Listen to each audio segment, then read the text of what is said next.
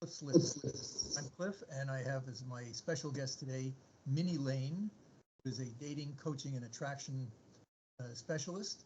And I'm very much looking forward to learning from her about some of the things that she's learned in her journey of helping men become more successful with women. So, Minnie, maybe you can give us an introduction to you about, a little bit about who you are and what you do, and for anyone who's not familiar with you, just tell them about yourself. Yeah, sure. So I'm Minnie Lane. I'm a dating and personal development coach for men. I've been doing my job for a really long time, I think almost 20 years now, which is nuts. And it's developed quite a long way. So I initially started out in the pickup industry, and that was just a complete fluke, really. It's landing into that world. I met a pickup artist in a bar and was just so fascinated to sort of know more about that world. I'd come out of a degree in psychology and communication, and was really, really interested in gender differences and attraction and stuff like that. Had always been really fascinating to me. So he invited me along to one of the seminars that they did, and then I ended up coaching from there, really. But it was a gradual change, and I talk a lot about, well, I used to talk a lot about the pickup industry because I noticed quite quickly when I joined that industry that there was something very wrong with it. And I think what can be difficult for men is that not everything is wrong with it. So people tend to talk really badly about the pickup industry or really positively about it. But I think it's more something in between. They are offering some value, and that makes it even harder to see the negative effect of it. But once that became clear to me, I felt it was really important to leave that industry and to start to do things my own way. And I went on, I guess, a bit of a mission to work out a much better way of doing things that wasn't disconnecting from who people really are. I think a lot of the pickup industry works on sort of adding a layer of false personality onto somebody in order to attract women. And actually, we need to be doing the opposite of that. So everything that I coach is the polar opposite of pickup, really. But the industry has also changed a lot. I think it's not what it used to be. I'm curious about that comment about the polar opposite. Maybe you can elaborate a little bit about that. Yeah. So if you think about, I always say, really, the problem is that people need to be themselves, but you can't just tell a man that what he needs to do is just be himself and then he'll attract women, because his experience is that if he tries to be himself, he doesn't, generally, or that things don't work. So it's really about understanding that when you think you're being yourself and that's not working, you're not actually being yourself. The problem is that none of us are really being ourselves, that we have adapted our behavior already in ways to try and get connection externally. And these false behaviors and false personalities, this starts in our childhood, when we don't just get given all the love that we need to grow without any problems at all. We get a lot of confusing caregiving. Some of us get abused. Even the best parents, they're distracted, they're busy, they're not able to give children all the love and support that they need. And so as a child, we learn that what we need to do is manipulate in order to get what we want. And it's not actually true, but what we learn, or what we start to believe, is that we need to change ourselves in order to get the connection that we need from outside. And this starts so young that we don't really remember this, but by the time we're adults, most of us are actually so disconnected from who we truly are, and that's actually the cause of our external disconnection. But we don't see the truth of this. We think that we see loneliness and disconnection as a physical problem. And so again, we make the same mistake of trying to manipulate our own behavior to try and get that physical connection on the outside.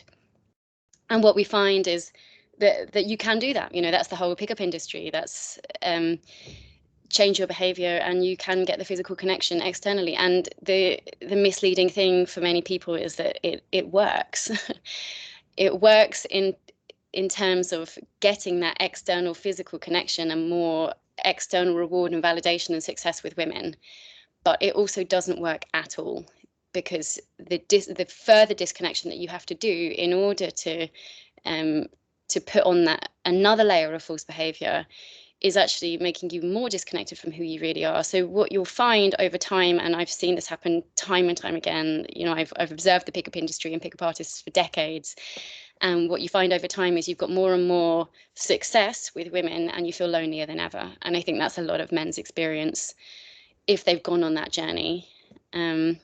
You know, men have all kinds of issues. It's one of the things that's quite difficult in talking to a mass audience like this, is that people's issues with women and relationships are all quite individual. So for every man who's, you know, got to the end of sleeping with 100 women and realizing he still feels empty, there's another man who's just turned 40 and has never been with a woman ever. And those people's problems are so different that, you know, I'm always really talking about, you know, there's this type of person or this type of person, but underneath all of it is the same issue, is this disconnection from self. And so we need to learn to undo that instead and reconnect with who we really are in order to form genuine connections with other people. And, you know, you hear this spoken about a lot, and, you know, this need for authenticity, and it's become quite popular.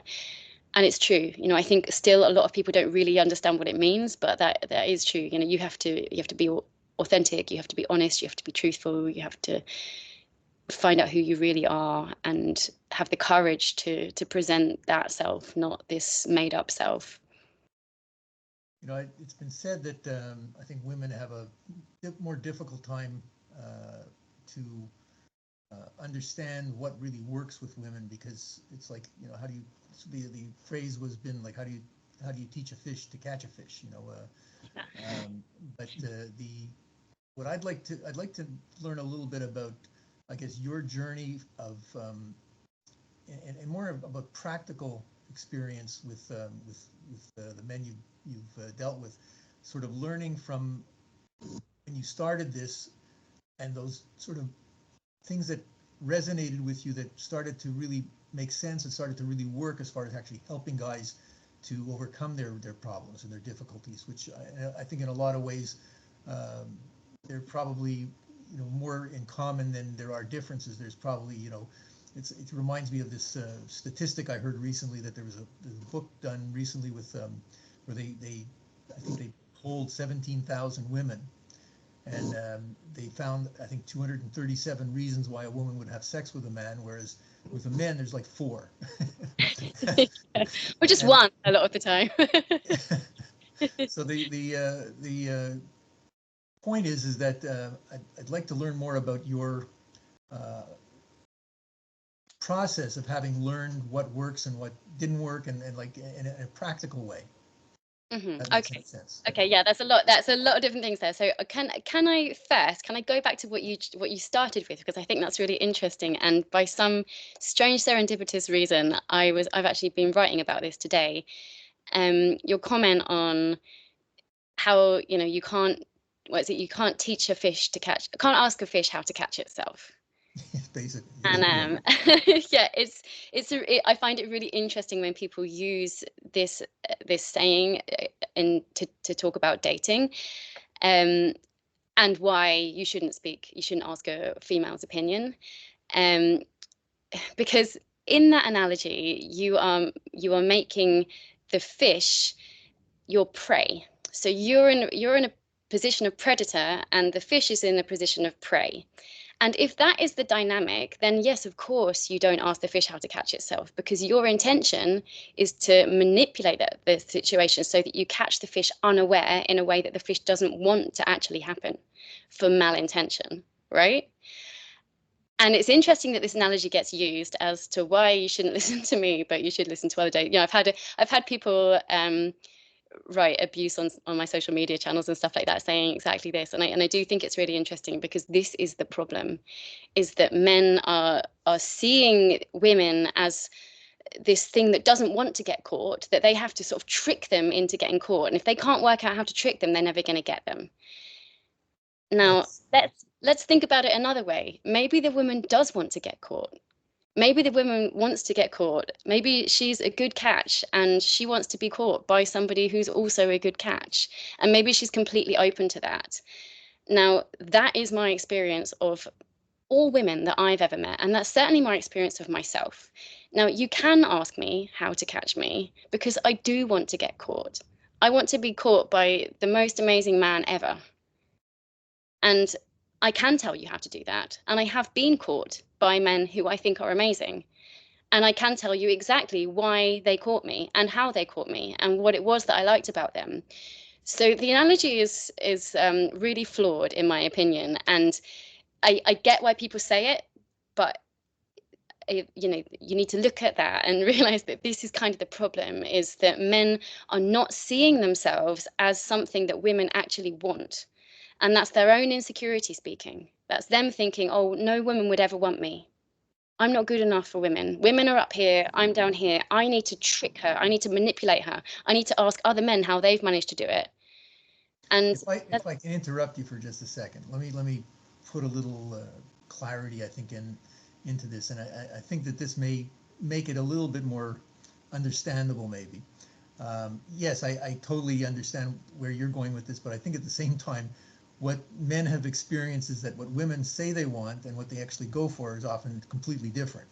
absolutely. You know, and I think without having to go through elaborating on that, because I'm sure you're familiar, I think that that's really where it's coming from. Yeah, okay. That's a good point, and I'll answer that as well, because you're right. It takes somebody who has a high level of self-awareness to really understand what they want. Now, I can tell you what I want because I've spent my entire life studying relationships, and you know, I know what I like, and I am in a relationship that where I think the man is amazing, you know. So I can tell you what worked for me, but you are right that a lot of women will say they want things that they don't know, that they don't want. And this is where we get into this interesting subject of attraction and what it really means to attract something. And we tend to think that there's like one force that determines attraction, that it's like, if you want something, then that's going to attract you. And we need to understand that there's another force, which I call false attraction, which is that when we don't want something, we try and get away from it. So if you do want something, you'll be attracted towards it. And if you don't want something, you will run away from it. Now, that is actually repulsion. But if you position yourself in the place that that person's running away, then it feels like attraction. It looks like attraction. It looks like they're coming towards you. And I say to men, sometimes men have asked me, you know, how can I make a woman chase me? And I'm like, well, you've got two options. You can either happen to be the person that she's looking for, in which case she's going to be attracted to you, or you can steal her handbag and run off with it, and then she's going to chase you. And really, that's what I'm trying to highlight, is the difference there between the two attractions. One of them is true attraction, and the other one is repulsion disguised as attraction. So in the second example, what you've done is you've taken something valuable that she wants back. And that's really how some of I don't really like talking about the pickup industry as like this thing that's bad, because it's not all bad, as I've said before, and there are some really good things and lots of men get lots of value out of it. But there's a really, really dark side to it. And some pickup tactics are really, really manipulative and really dark and really narcissistic. And the worst pickup tricks work exactly like that. They give something to the women. So I don't know, maybe they'll single her out and they'll make her feel really special and say, oh my God, I just love your energy. There's just something about you. They make her feel like the most amazing thing in the world. They'll be observing for what are her insecurities. You know, if she's dolled up to the nines, then obviously she cares a lot about what she looks like, and they'll, you know, give her a lot of flattery and praise about how stunning she is and how, you know, she's, you know, looks amazing in that dress or whatever. And then they take it away. So that's exactly how negging works. You know, a lot of the negging techniques, it's, you know, give her this compliment and then kind of take it away a bit and create this push-pull. And men talk about this as if it's a good thing, as if you need this tension, you need this push-pull, you need to confuse her.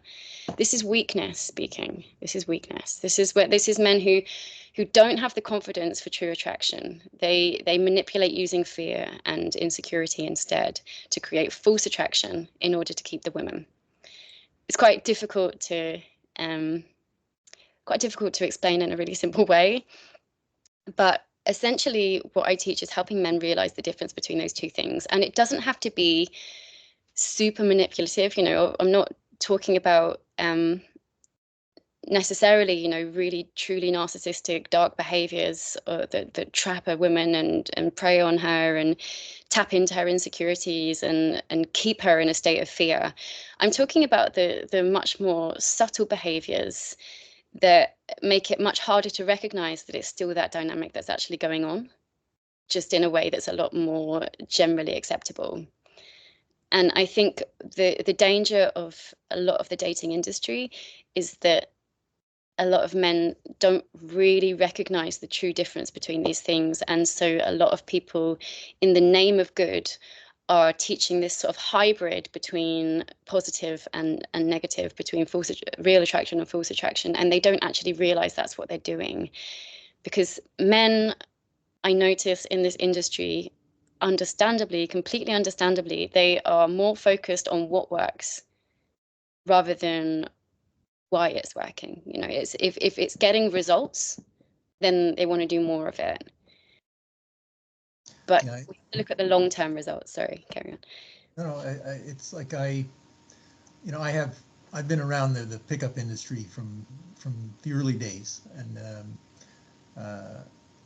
you know, I've also seen it go from being something secretive, and then all of a sudden it was sort of exploded on the scene, and then it became kind of a dark, got a dark reputation. I think that's, you know, sort of each of those phases is exaggerated. But in the beginning, you know, people were just, they didn't really have any clue what was working, and everybody was sort of scrounging around in every direction trying to find out what would work, try and find people who had experience about things that worked. And it was like a little bit of the blind leading the blind, but you know, and eventually people started to find things that were connecting and were working. You know, and I think it's also an element of who you are comes into these things. You know, just because someone's going to start teaching, you know, call them dark tactics, doesn't mean that you necessarily are going to adapt them. Yeah. I've kind of felt that the term pickup artist has been really misunderstood, and I'll give you a simple explanation. I mean, the word artist implies someone with a talent, with an ability. It's a positive word. It's not a word that was intended to get all these negative connotations, which it's had. So in my mind, a pickup artist is someone who does this as an artist in a way that, you know, the man and the woman are pleased with what happened, and it's not an evil thing, which obviously, you know, there's many who have done a lot of evil tactics in this industry, and you know, I don't really support that stuff. You know, like for me, I kind of the biggest thing, like I tell people, is that for what I support, I don't support lying to women. I think you have to come from a place of integrity, and I think these are important parts. I think you got to live with yourself after you've picked up the woman, or met the woman. You know, you can't just sort of have tricked her and then think that's gonna last. It's not a good direction. It doesn't make any sense, really. You know, unless you're planning to just, you know, leave them right away afterwards, it doesn't make any sense. And if that's what you want, you know, that's a different kind of direction, I think. I don't know, maybe you must have some opinion of all that I said. Yeah, I agree. I agree completely with that. And as I said, I think, and I have seen myself, you know, I've observed this industry, and some men come in and they leave better. Some men do, you know, and especially if they're more on the people pleaser side of things. So if we think of people pleasing and narcissism, we can think of that as being like two sides of the same coin, really. And in a sense, a people pleaser needs to become a little bit more narcissistic, because he's not thinking about himself. He's not thinking about his own will. And so if someone's coming from the very weak, you know, stuck in their immature feminine, essentially, trying to sort of work out what women want and squash themselves into being that thing so that she'll give them attention, then they can they can develop in some positive ways in the pickup industries. Likewise, somebody who's stuck in non-action and being passive and just like waiting for women to come to him, he also might benefit from the pickup industry, because a lot of it is, you know, go out there, take action, you know, face your fears, and there is some truth in that that's valuable.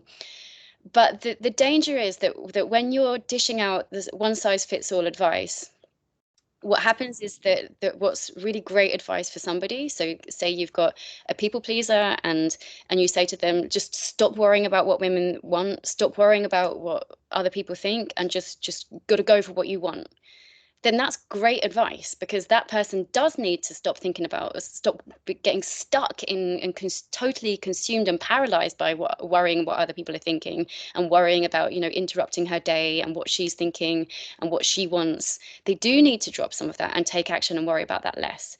But you give that same advice to someone who is narcissistic and a bit of a womanizer, and somebody who really only wants to use women for his own gratification, you tell that person, you know, stop worrying what women want and just go for what you want. That's going to be horrible advice, and that's going to end up in not a very nice place. And, you know, we've seen this happen. We have to take it seriously. You know, there are currently people in jail for an incident of rape that happened during a coaching session. And whilst that is, thank God, like the absolute minority of people out there teaching this stuff, we still have to recognize that it does happen, and there's a reason that happens. And it's because people aren't noticing that this one size advice doesn't work for everybody. And so for one man that will sing the praises of the pickup industry because they've come in and they've learned to start taking action, they've found the courage to go and talk to a girl, they've never done that before, that's great. That person's going to have got so much out of it. But when we're talking about the industry as a whole, the problem is that it doesn't treat people like individuals in that way. It blankets, and it tries to turn everyone into this essentially more narcissistic way of being, and it pulls some people closer to who they really need to be, and it takes some people further away and can end up in a really, really dark place. What do you find is the most common sticking point or problem that the men that come to see you have, and what's been the most effective way you've treated that? So I would say some really common things are fear of rejection, fear of feeling incompetent in some way, of feeling like they're a failure of a man or not man enough in some way, and they, you know, that's hard to face, and that comes sort of hand in hand with rejection, is you know, the reasons why they think they're rejected, and that can be very hard for them. On the other side of the scale, fear of losing independence and getting trapped in relationships, which makes people fear intimacy and want to hold relationships at arm's length. So you can always think of things there's always going to be two sides of any imbalance of how somebody can be and what problems they're facing. But fear of rejection is a really, really common one. I'd say that's the thing that I most have to deal with. And what's been your most successful tactics to coach guys out of that?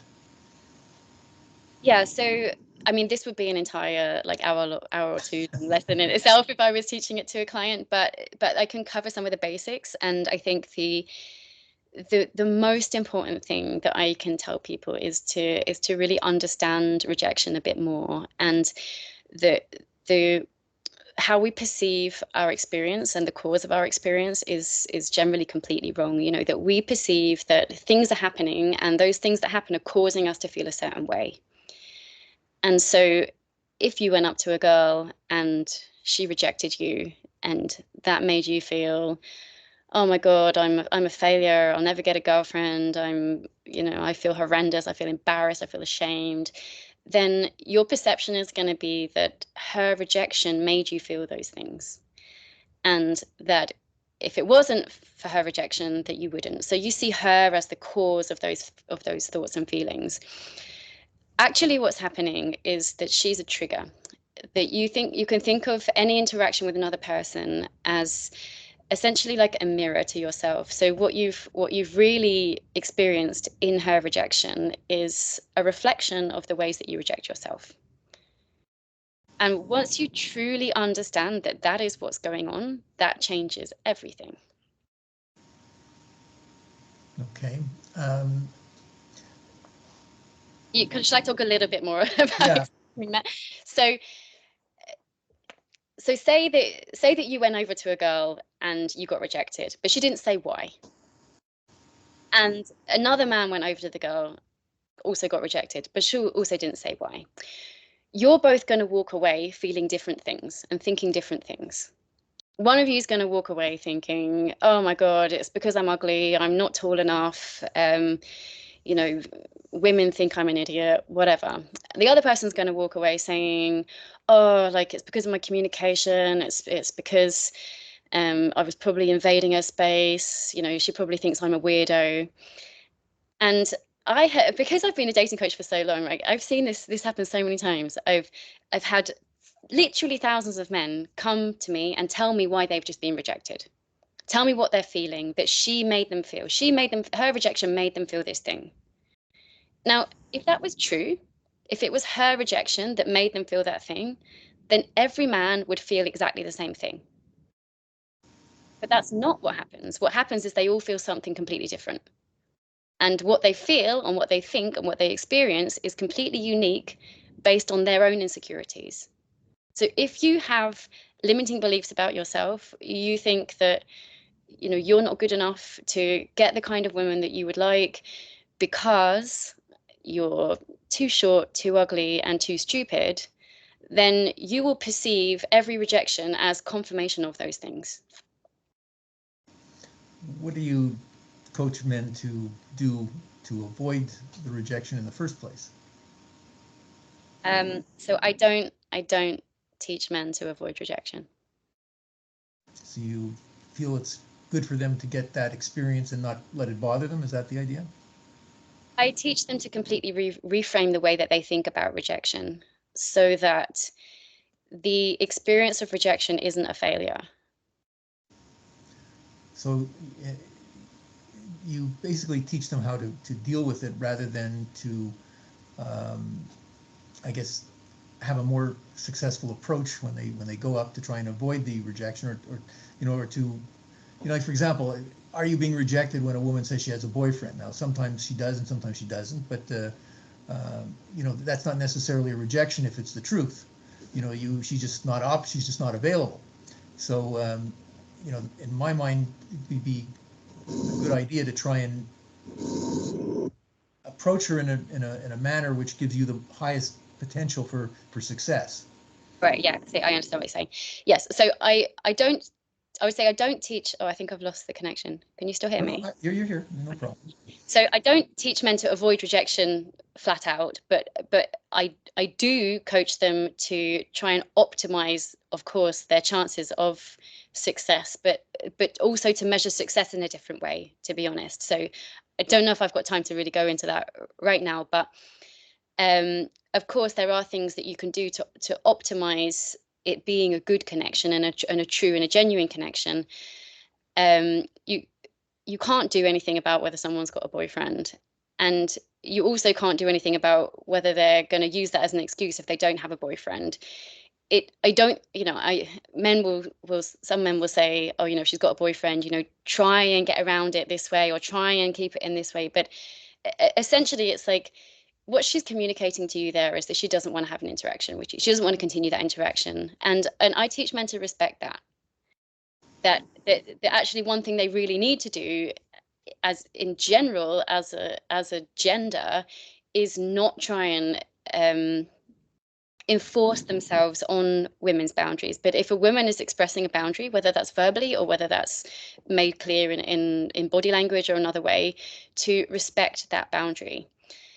Now, that doesn't mean that you can't then go and approach another woman. I'm not saying that we should just, you know, some people take that too far, in my opinion, and they say, oh, you know, you should respect a woman's boundaries, never approach her in a public place, you know, that's not respectful. And that's also not true. You know, that will be one woman's boundary. One woman will have a boundary where she doesn't want to be approached by any man ever in a public place ever.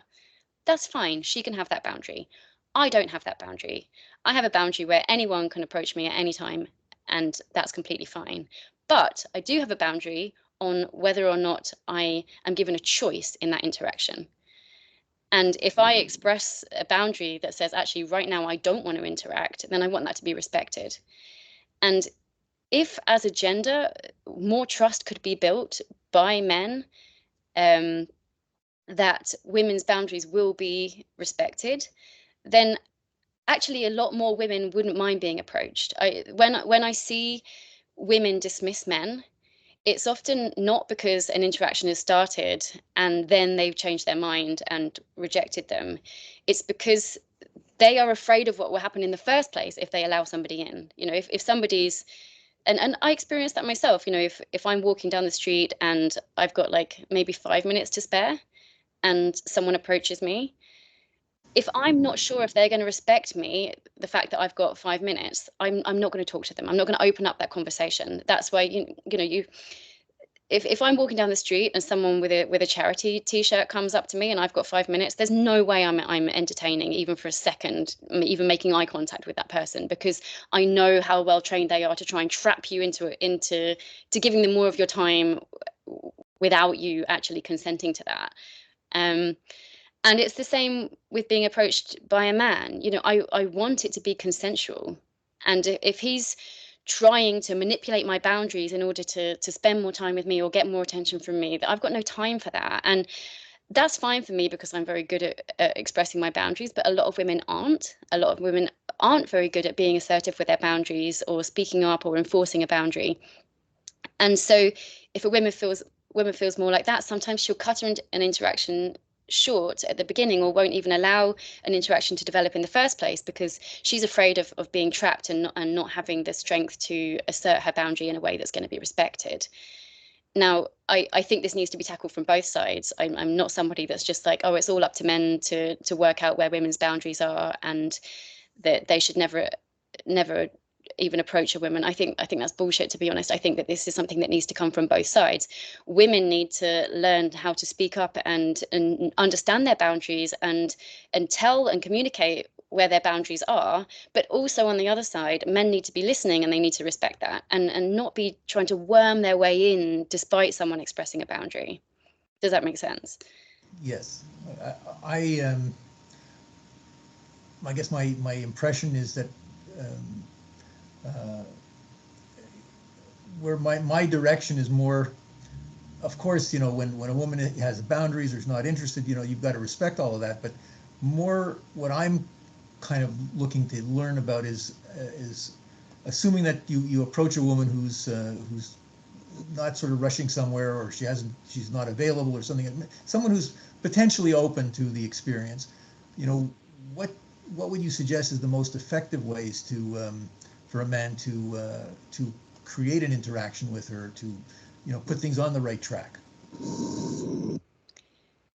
Yeah, so I always think with any interaction, essentially, and especially if somebody's in the street or you don't know how much time you've got, is that you've got this small window of time potentially, and that in that window of time you want to demonstrate as many good qualities as you possibly can. So demonstrating respect, demonstrating social awareness, demonstrating being considerate, that you're brave, you know, within a 10-second interaction, you can demonstrate all of these things. You can demonstrate that you're somebody who knows what they want, that they're brave enough to go for it, that they're respectful of somebody's time and boundaries, that they've got social awareness.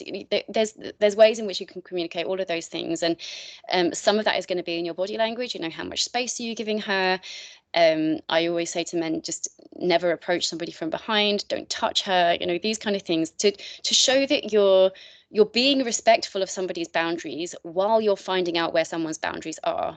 I don't think that we have to just blanket and I feel really strongly about this. You know, if we don't speak up about if we don't make it women's responsibility to speak up and communicate where their boundaries are, then what happens is that people start to speak for us.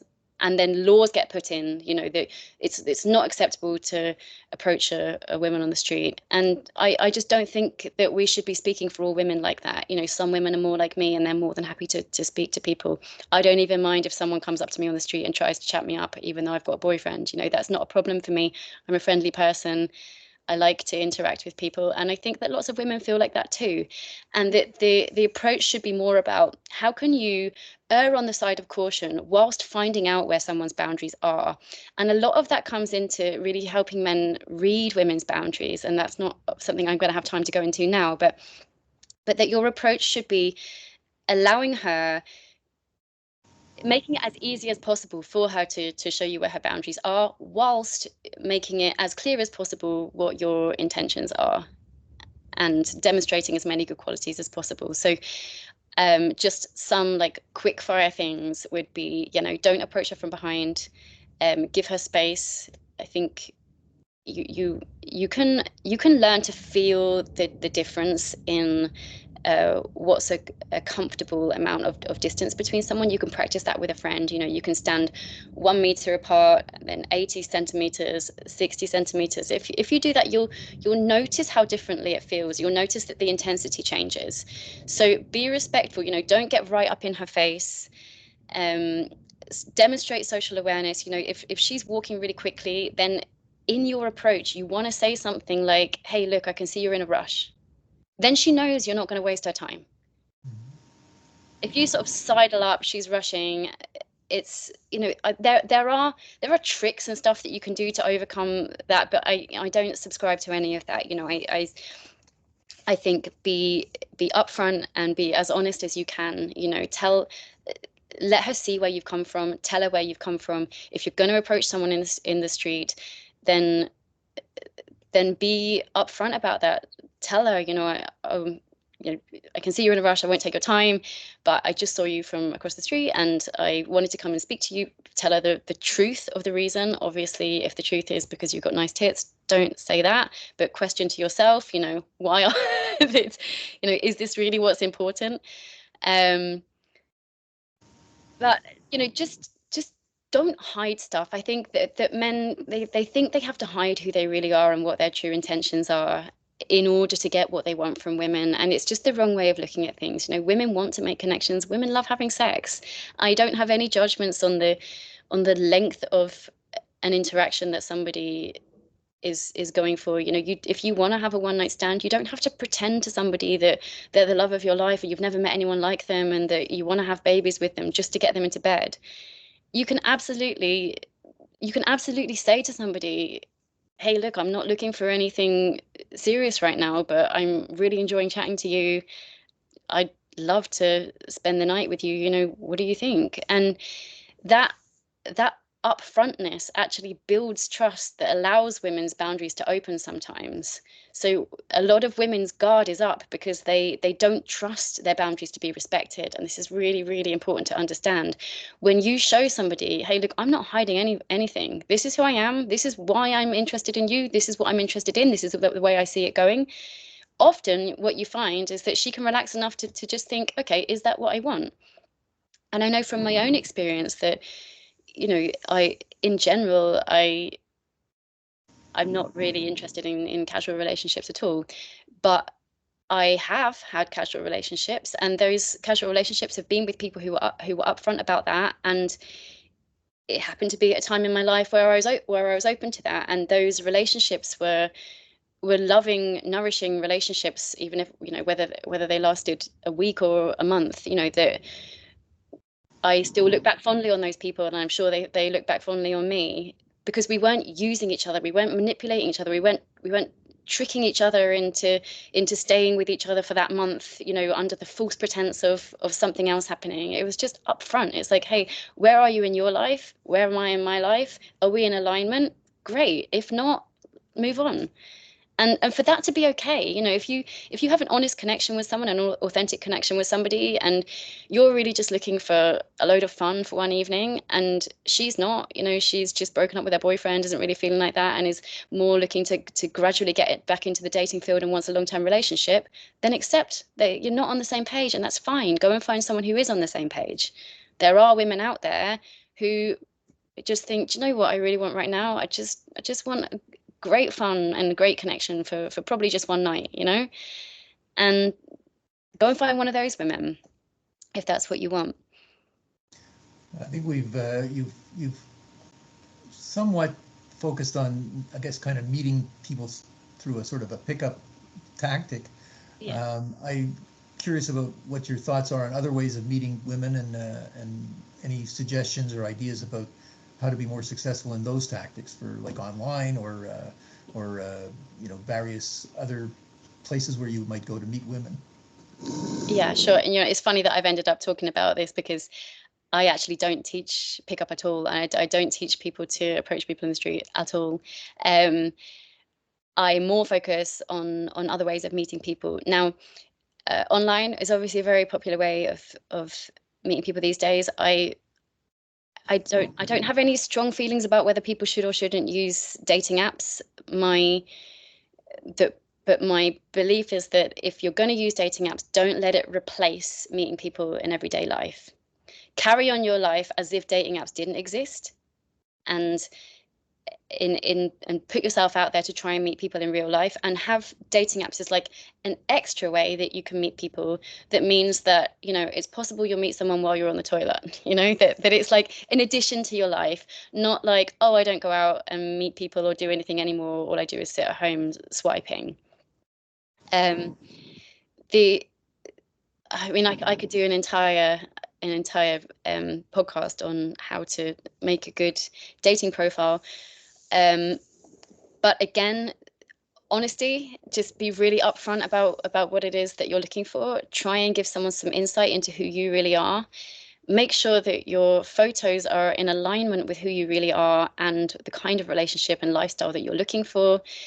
A lot of men make the mistake of and a lot of women do this too, to be honest, but they try and find the picture where they look the most good looking or something like that. And of course you want ones that are showing you physically at your best, but if where you are in life is that you're trying to give up alcohol, and then all your good photos are of you at a wedding and you're holding a pint, then a picture says 1,000 words. It doesn't matter if on your profile it says I don't drink. If you're holding a drink in every single picture, then she's going to think that you're a big drinker. We see things in photos that override what we were being told. So I tell people to try and demonstrate your lifestyle and what you're looking for in a relationship in all of your photos. If family is important to you, then have a photo with family. If socializing is really important to you and you want somebody that's going to come and be a part of your friends, then make sure that there's a photo that shows you with a sort of typical group of your friends. Make sure that your main profile picture is just you, and ideally shows your face clearly. A lot of men make that mistake of a group photo, or they've got sunglasses on, or it's quite far away, or they're skiing and they've got some, that's not a good profile picture. What else? In terms of actually like making a connection, try not to fall into the very tempting trap of wanting women to make the first move. Obviously, like apps like Bumble are completely set up to allow men to be passive. And I understand, like I really am on men's side. Like I spend all my life helping men, like working with men. Like I see their struggles, I live their struggles with them. Like I care so much about helping men. I'm on their side. Well, what was I going to say? I lost my train of thought. Sorry. Oh yeah, sorry. And I understand why men are just so frustrated with dating, and it's just like, why am I having to keep putting myself out there? Why am I paying for dates? Why am I just plugging away, plug away, and I'm getting nothing back? I get that so hard. Somebody wrote to me on a dating app once when I used dating apps in one period of my life, and it was somebody that I'd matched with, and he'd sent me a message and I hadn't replied. And then he sent me another message saying, hey, look, you're a dating coach. What am I doing wrong? And he said, I must have messaged 100 women this week and I've got no response from any of them. Tell me what I'm doing wrong. And I looked at his profile and I couldn't see anything on his profile that was wrong. You know, obviously I'd matched with him, so I obviously thought he's attractive enough and whatever. But that was what he was doing wrong. I've messaged 100 women this week, and none of them have replied. Why are you messaging 100 women? Like that, there's what I will have picked up in his energy that that's what happened. And if you're messaging 100 women, then probably what you're doing is pretty much copying and pasting that same message to everybody, hoping that it sticks. And you're going for a sort of blanket safety in number approach. You know, if I message 100 women, then one of them will stick. Right? No one wants to be that woman. I certainly don't. I don't want to be the woman that's going out with somebody because the other 99 women wouldn't. And that's in his energy, right? So I've picked up on that. It's probably why I didn't reply, because I sensed somewhere in the message, this isn't an individual message. You know, this is a blanket message that's trying to catch anybody. I don't want somebody that's trying to catch anyone. I want someone that's looking for me. I want someone that's going to choose me out of all the women. You know, that's what women want to feel. It's what men want to feel too. We don't want to be settled for. We want to be selected and chosen. And so if you want that energy, don't pretend that you're selecting and choosing somebody. Actually select and choose somebody. And I'll say to my clients, you know, you don't send any woman a message unless you know why it is that you're sending her a message. And that reason can't be, oh, because we matched, because she's a woman that I think I might stand a chance with and I'll take anything. Like, don't let that be your reason. Know why it is. Know what it is about her that's attracted you, what's piqued your interest. And that should be the foundation of your initial connection. I can't speak for all women, but I can speak for myself. I know that if somebody sent me a message, an opening message saying, hey, how was your weekend? I'm just not going to reply. And I get that men will get angry about that. Probably that me saying that is probably going to really piss quite a lot of people off, because they'll be like, oh, it's all right for you. You know, why should I have to do this? But the thing is that a dating app is really a filter. You know, it's like, I haven't got time my time is precious, and I would rather not have to filter through men that are not really that interested in me. You know, if I've taken the time to write a dating app that really puts across like who I am and says a bit about me, a man's either interested in me from that or he's not. And if he's not interested enough to spend time writing a message that's in any way meaningful, and I'm not saying it needs to be something really impressive or funny or anything like that, but something individual, then my assumption is he's probably not that interested in me, and that's fine. So I'm not going to waste my time with men who are just like throwing stuff out there hoping that I might be the one that sticks. I haven't got time for that. I'm gonna look at the men who are interested in me and think about who I'm interested in too. And so I encourage men to try a little bit harder than writing, hey, how was your weekend? Men will get angry about that, I know, but you're gonna waste more time sending 100 messages and more energy sending 100 messages saying, hey, how was your weekend, than if you pick the top 3 girls that you're interested in and write them a really good message, or at least an interesting message. Well, maybe we can. I can ask you a little bit about getting into a relationship. You know, we've talked a lot about, I guess, the initial attraction, and you know, taking it to the next step. Maybe you have some ideas or strategies to put things on the right track. I'm not sure I understand. I'm not well, sure. Like for example, you've met a woman. Now what do you do to get that into a good relationship? Do you have some suggestions on how they should do things that maybe they're not doing, or that people maybe make mistakes and should avoid?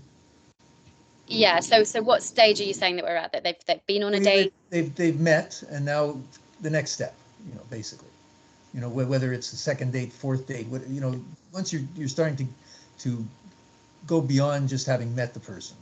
Yeah. Okay. So if you've been on a date with somebody, then my first piece of advice would be to reflect on how you actually feel about that person and actually feel about that date. if you're interested in seeing that person again, don't be afraid to tell her that, you know, that I like personally, what I think is really nice after a nice date is if someone messages me to tell me how much they enjoyed the date. I really like that. I like clarity, I like transparency, and it shows that somebody's, well, it makes me feel valued, you know. I don't like to be left guessing. And men will feel probably that it shouldn't be always up to them to take the lead. Maybe they're listening to this and thinking, you know, why is it up to me to do that, me to do that? I'm not saying it is, but I will just say something that I have observed is that you, in a relationship, it's not necessarily that the man will take the masculine role. And because some women are more in their masculine, I actually tend to take more of a stereotypical masculine role in my relationships. But what I have noticed is that even women who are much more in their masculine than me, they will tend to take more of a leadership role in a relationship. In the initial stages of dating, they still tend to want the man to take the lead. And the way I see it is that it's sort of hardwired into women to not necessarily want the man to take the lead all the time, but to know that he's capable of taking the lead. And that's a completely different thing from needing him to always take the lead. If a man doesn't demonstrate that in the early stages of dating, what you're left is wondering, you know, what would happen if you needed him to. And I think one thing that you will never change about the genders is that the women are the ones who carry the babies. And so I just think it's kind of hardwired into us that we need to know that a man is capable of stepping up and taking control and taking the lead for that time when we're not going to be. That even if we're the strongest, most masculine leader of a woman, that when you're 9 months pregnant or giving birth, you're going to be vulnerable. And if you haven't got a partner that's going to be able to step up and protect you at that point, that's going to be scary. So when men don't want to take the lead, I always want them to question why. Now, if that's because they genuinely want the kind of relationship where the woman's the leader and they want to play a really passive role, and that's really what they want, fine, I've got no problem with that. I'm not going to tell people what kind of relationship they want or who they should be. But if the reason you're not stepping up or taking the lead is out of fear, then that's a completely different thing. And often that's the case, that men won't step into the more stereotypically masculine role of taking the lead or, you know, being direct about their feelings. They'll sort of hold back and sort of wait, you know, put the ball in her court and see what she does. That they're actually doing that out of fear, not because that's the dynamic that they actually want to have in a relationship. And so you have to think, but if you're starting a relationship like that, what you're really doing is you're telling the person, this is going to be the dynamic of our relationship. That I'm just going to keep holding back and putting you into the position of leader and letting you dictate what happens. Now, I'm not going to speak for every woman, but for most women, that's actually just not very attractive. That sort of people-pleasing behavior, as men know, as everybody knows, the nice guy, the one that holds back, it's not attractive. And yes, you can say keeping her guessing, you know, the sort of treat them mean, keep them keen mentality. Sure, you know, I'm not going to say it doesn't get results. I'm going to say what's the long-term effect of developing yourself in a way where you're practicing these kind of behaviors instead of practicing the kind of behaviors that actually lead to long-term connection and happy relationships, which are things like transparency, good communication, making sure you're on the same page, being in alignment. These are the kind of qualities that create long-term success in relationships. And so if you're demonstrating those kind of qualities, you're going to attract the kind of person that's actually capable of building a long-term relationship with you. What else could you say about what women find attractive from men? So yeah, so as I said, we want to consider that there's false attraction and there's real attraction. But if we're talking about real attraction, then look, everybody's on a I don't believe that like women are feminine and men are masculine. I think there's an entire spectrum of gender and sexual orientation and everything. But we will have a place where we sort of naturally feel at home, be that in the masculine or towards the feminine. And wherever we sort of more naturally sit, we will attract our opposite. So you see this all the time, like very masculine men, they attract very feminine women, and people that are more androgynous, they tend to attract a more androgynous partner as well. So what women find attractive is completely different. You know, for one woman that wants a man who's going to go out partying with her and you know, be super fun and interesting and funny. There's another woman who just wants to curl up by the fire and quietly read books together and just or cook dinner together. And that, you know, that what people are looking for is all completely different. And what's more important is to think about what you're looking for in a relationship and the kind of partner that's going to be a good match for you, and make sure that you're not trying to be the person that you think a woman wants you to be, but that you're more focused on communicating authentically who you really are, so that you'll attract somebody that is in alignment with that. Having said that, we can think about personality and character, and then we can think about another thing, that's maturity. So whilst there's complete individual difference in terms of what kind of character and personality we're looking for, everybody would really ultimately prefer a more mature person than an immature person. The word maturity has got a lot of false connotations, that, you know, we think of someone mature and we might think of them sort of being boring or old or any of those things, but that's not what I mean by maturity. What I mean is essentially like emotional maturity. So the ability to process your feelings, to understand yourself, to communicate. Again, people will question that and say, oh, you know, that, you know, this guy who barely speaks, you know, and women are drawn to him. But there's the law of someone being mysterious, that's false attraction, that's like actually triggering your insecurities and wanting and drawing you in that way. And then there's what you actually want. And, you know, good communication. Sorry, my dog's scratching at my door. I hope you guys, I hope you can hear that.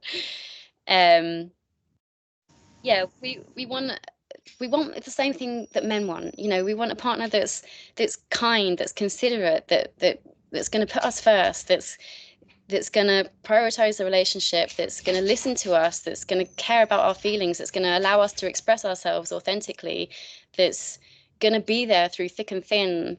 That, you know, aren't these the qualities that everybody wants in a partner? I don't think it's as gendered as we perceive. I think there are certain qualities that lead to developing strong relationships, strong growth orientated relationships.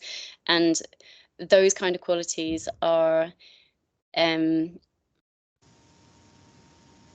all those things that I'm mentioning. I was finding it hard to reel them. You know, being courageous, knowing who you are, knowing what you want, but also listening to what the other person wants and paying attention to who they are, and then developing the skills to be able to like negotiate a joint will. That's like super important. That's one of the most important things in a relationship, is to be able to get on the same page as that person and have this like joint future dream that you're both working towards, and you're supporting each other, not supporting each other in your own endeavors, but also supporting each other in a joint endeavor. And these are practical skills that can be learned. And that's a lot of what the coaching that I do, is helping men actually develop these skills. I think men can be behind in developing skills that actually lead to true connection, because they tend to have smaller social networks. They don't tend to ask for help. They tend to think that they should solve their own problems internally, whereas women are much more likely to reach out for help, share ideas, connect, share their feelings, express themselves. So women are sort of socialized to learn these connection building skills more than men, as a general rule of thumb. So I think, you know, we're actually kind of in a crisis of masculinity at the moment, where men are kind of behind, and they need to learn these skills too. They need to learn how to understand their feelings and process their feelings and work out what they truly want and have the confidence to be themselves and speak from the heart and really own their beliefs and form proper opinions about things. And that journey is going to be very different from one guy for another. You know, for someone who's on the more people-pleasing side of the scale, their journey is going to be very different from someone who's on the more narcissistic side of the scale. Well, I think we've covered a lot of ground here. Maybe you can tell the viewers about where they can find out more about you, about what programs you offer, products or coaching, whatever. And thanks again for having spent the time with me today. You're welcome. Thanks for having me on. Yeah, if anyone wants to know anything more, then I'm just offering private coaching at the moment. I do online coaching for people who are abroad or people that just prefer online coaching, or I do in-person coaching in London. So if anyone's in London, I can coach them in person. That's the only place I'm currently coaching in person. My website is minnie-lane.com. So there's more information there, and people can get in contact with me. My email address is info@minnie-lane.com. Hyphen, is that a dash? Am I saying that right? minnie-lane.com. I'm in the process of writing a book at the moment, so that will be coming out at some point, hopefully in the not too distant future, and creating an online course as well, but I don't currently have that available, so it's just the one-on-one coaching that I'm doing at the moment. But if anyone wants me to, also if anyone has any questions that they want me to answer, they then email me and I'll make a short video about it, because probably a lot of men have the same kind of questions. Well, again, thanks again for spending the time and for I guess all of the wisdom you've shared here today. And you know, I'm looking forward to seeing what reaction we get to this, and hopefully you'll get some benefit by some people contacting you and learning from your coaching and everything. Thank you. Yeah, can I just add one Sure. final comment, is that what I really want to see is men start to truly understand and believe that they really can have the connections that they want, that they don't have to sell themselves short and just settle for the girl that will accept them. That there's so much they can do to improve their situation. A lot of men feel very limited by things, and of course there are some things we can't change, like I can't make you taller if that's what you feel is holding you back, but I can help you completely reframe how you're dealing with that belief, and that there's nobody that's a no-hoper. I have had so many clients that are, you know, in their 30s, 40s, even 50s sometimes, whose experience with women is nothing. And that if that's your situation, that's fine, and it's very common, way more common than people realize, and it's nothing to be ashamed of, and it's never too late to start. So there's always something you can do to, whatever your situation is, there's always something you can do to improve it. Don't lose hope. Very good. Well, I'm going to say goodbye and thanks very much again. And, you know, perhaps we'll do this again another time. Thanks a lot. Thanks so much for having me on. Take care. Bye. Bye.